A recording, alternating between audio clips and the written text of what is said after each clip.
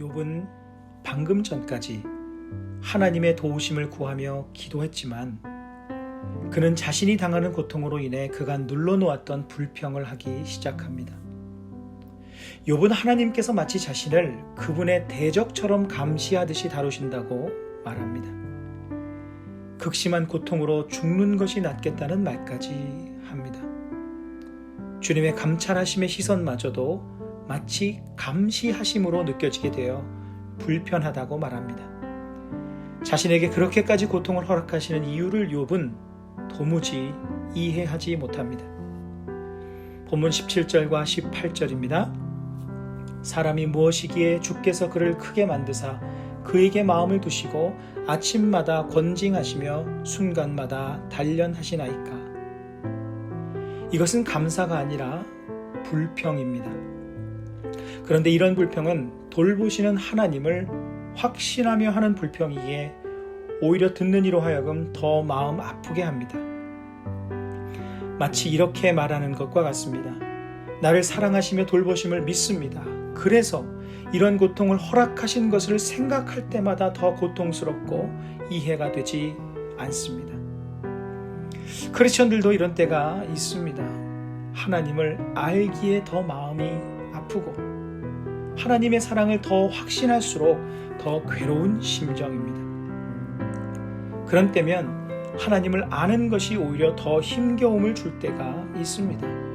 차라리 하나님을 모른다면 애매하게 고난을 당한다고 치부할 수도 있겠지만 나를 사랑하시는 하나님께서 내게 이해되지 않는 어려움과 고통을 허락하신다고 생각하면 하나님의 사랑에 대한 확신이 오히려 더 큰 아픔으로 다가올 때가 있습니다.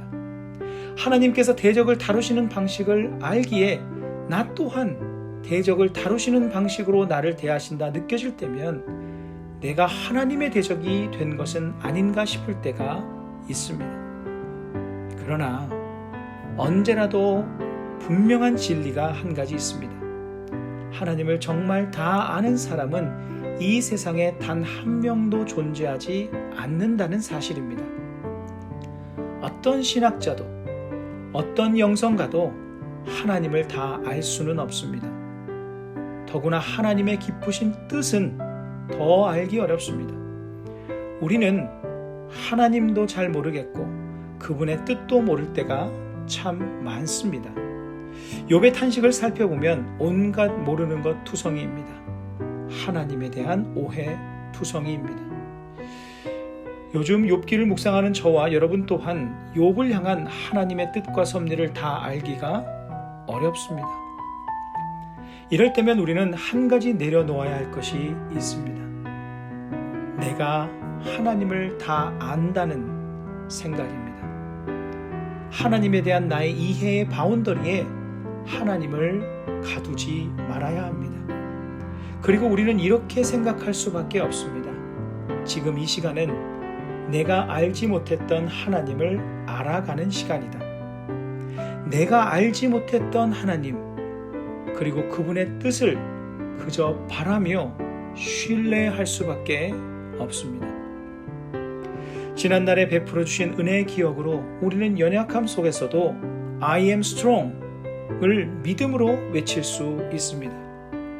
그러나 더 큰 믿음은 하나님의 뜻과 그분의 방법과 때를 향한 굳은 신뢰 위에서 아직은 미처 내 삶에 이루어지지는 않았지만 하나님께서 앞으로 이루실 하나님의 역사를 기다리며 바라는 믿음입니다.